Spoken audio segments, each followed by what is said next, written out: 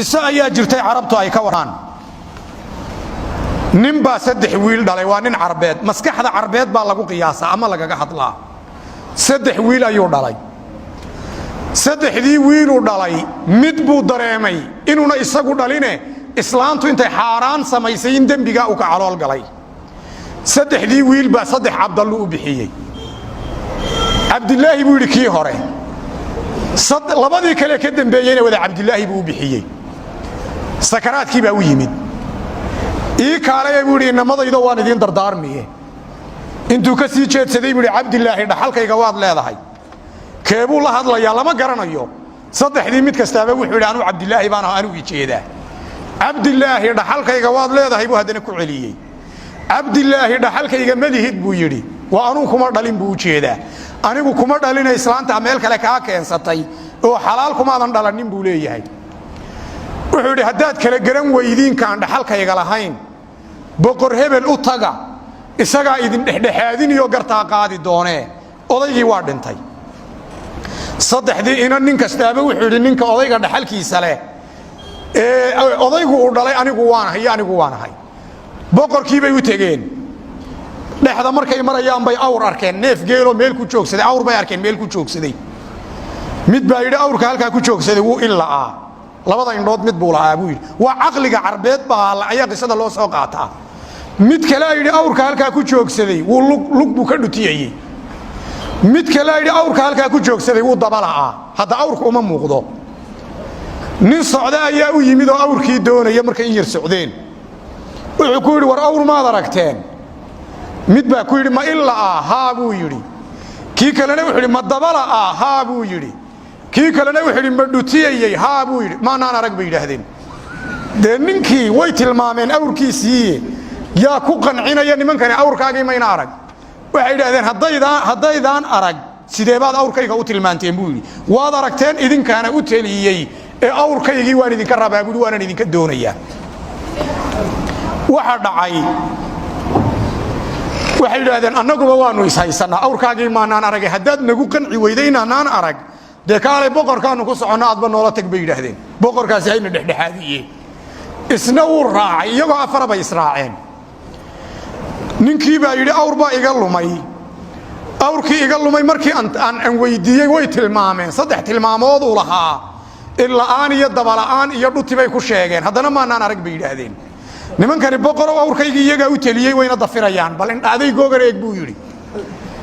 boqorkii baa yiri hadaydaan arag aaway kii yiri ma ilaa kii baa gacanta taagay war hadaadan awrka arag inuu ilaa maxaad ku garatay buu yiri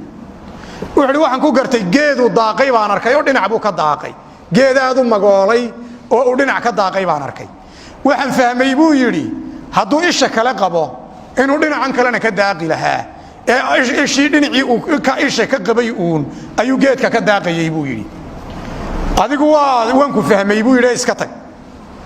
kii yiri ma dabala awrku ayuu u yeedhay wuxuu yiri inuu dabala maxaad ku garatay buu yiri wuxuu yiri geelu markuu saalaynayo meelu ku saaleeyay baan arkay buu yiri markuu saalaynayo saaladiisa dabada kala reebta kolka way isdaba gashaayo in cabaara ayay saaladu ku sii daadataa buu yiri waxaan arkay meelu saalaynayo markuu ku sii wada daayay buu yiri waxaan fahmay buu yiri dabadii kala reebaysay awrkan inuu lahayn oo halka saaladiisa ayaan u daliishaday buu yiri adiguna iska tag buu yiri kii yiri ma dhutiyay ayuu yiri maxaad ku garatay inuu dhutiyay hadaadan arag wuxuu yiri waxaan arkay meelu ku joogsaday oo cagta saani uma wada saarin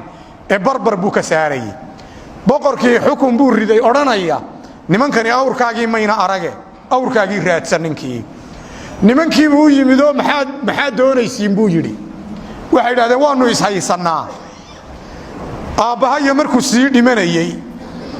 laba inuu dhalay buu sheegay dhaxlayaan midina inuuna dhaxlaynin buu sheegay inaad noo kala sheegto ayaan rabaa ninkii boqorka wuxuu dhaanaa idin kala sheegay isuga hilib ayuu u soo qalay waan idin marti qaadayaa buu geel buu u waabayo ay buu soo qalay anjeerana waa u soo kariyay maraqna waa u keenay ilmo yaro caruura oo ay isleeyihiin hadalka ma fahmayo ayuu ag dhigtay si ay sheekadooda ugu keeno oo sheekadan uga duulo markaa ilmo yar buu ag dhigtay hilibkii markii la keenay iyo canjeeradii iyo maraqii ayuu midi hadlay wuxuu yidhi boqorkan aynu iskula nimid ee garteenna hayaa xalaal kuma dhalan kii yaraa waa maqlayaa boqorkani xalaal kuma dhalan buu yidhi waaye kii kale ayaa hadloo wuxuu yidhi war hilibka ha taabanina waa hilib ayi kii saddexaad ayaa hadlay oo canjeerada gabadh uur laa dubtay buu yidhi canjeeradan laxooxdan aynu cunayno gabadh uur leh ayaa inoo sii dubtay buu yidhi eeg waa caqliga carbeed bay u soo qaataan kii yaraa ayuu boqorkii u yeedhay wuxuu yidhi bal nimanku waxay ku sheekaynayeen ii sheeg wuxuu yidhi nimanku midi wuxuu yidhi boqorku xalaal kuma dhalan midina wuxuu yidhi hilibku waa hilib ayi midina wuxuu yidhi canjeerada gabadh uur laa dubtay boqorku hilibkan waa og yahay inuu hilib ayi yahay isaguna wuu is-og yahay siduu yahay oo xantiisa waa hayaa laakiin canjeerada inan aan la guursan carruurnimo uu u haysto ayaa soo dubtay warkii buu isyidhi xaqiijiyo inantii buu u tegey inantii way dafirtay wax uuroo jiraa ma jira bay tidhi dumar buu u dirayoo wuxuu yidhi waa lagu qaawini dharkana waa lagaa saari waana lagu baadhi buu yidhi haddaad qiran weyda wixii jira gabadhii waxa la soo akiday oo la soo hubsaday gabadhan inay uur leedahay si xaaraanana ay ku uuraysatay boqorkii saddexdii nin buu u yimid wuxuu yidhi aaway kii yidhi boqorku xalaal kuma dhalan wuu aamusayoo inuu bad galay ayuu kii ogaaday way is-sheegi waayeen markii la sheegi waaye boqorku uu ka gudbo wuxuu yidhi aaway kii yidhi hilibku waa hilib ayi kii baa gacanta taagay maxaad ku garatay buu yidhi hilib ayi inuu yahay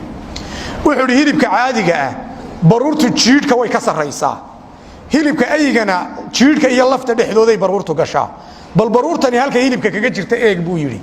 baruurta lafta iyo jiidhkay u kala dhaxaysaa buu yidhi wuu yidhi adu waad ka baxday xujadaadii kii yidhi gabadhu uur bay leedahay ayuu yidhi aaway kii yidhi gabadhu uur bay leedahay kii baa gacanta taagay maxaad ku garatay buu yidhi gabadhu inay uur leedahay wuxuu yidhi laxooxda naloo keenay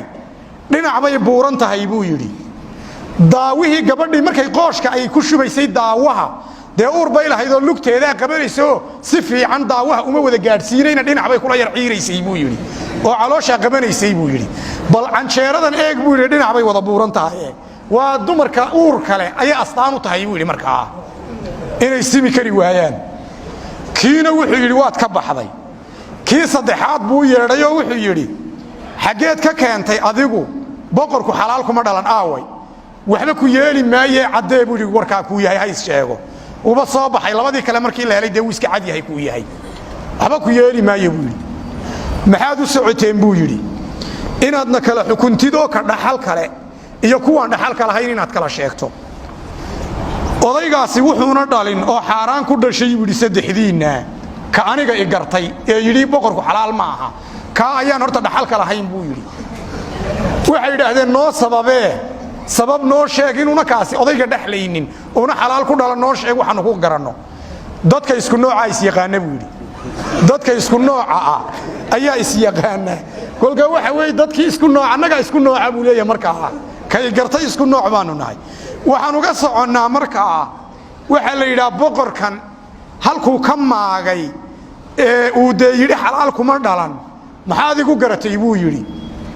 inaanan xalaal ku dhalan maxaad igu garatay wuxuu yidhi ilmo yar baad naag dhigatayoo eeg nin wax basaasaya ayaad ahayd buu yidhi haddaad aragto dadka warka u kala qaada kolka dadka xalaasha ku dhashay uma badna waayo nin xalaal ku dhashay waxa weye wuu xishoodaayo wuxuunbuu xeeriyaa isagoo xoog badan haya ayuu is-ilaaliyaa carabtu waxay ku maahmaahaan suduurulaxraar qubuurulasraar bay yidhaahdeen dadka xorta ah laabtoodu waa halka sirta lagu xabaalo nin xor ah haddaad sir u sheegato wuu la dhimanun wuu la godgeli uun xataa haddaad isku dhacdiin kaga aarsa sirtan kuma jirto waa suduurulaxraar qubuurulasraar